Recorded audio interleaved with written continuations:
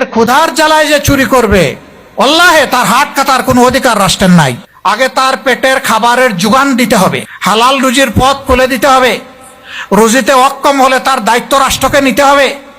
যদি এতেও সে না থামে তখন তার উপরে শরীয়তের হুকুম চলতে পারে, এর আগে নয়।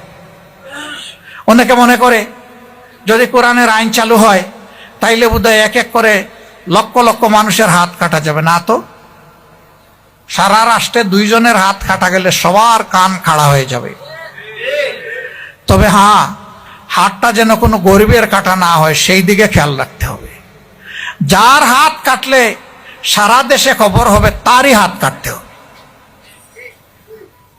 তবে আমরা এটা চাই না যে একটা মানুষের হাত কাটা যাক, আমরা চাই সবাই সৎ হয়ে যাক, অতীতের সমস্ত গুনাহ খাতা ভুলের জন্য তওবা করে ভালো মানুষ হয়ে যাক।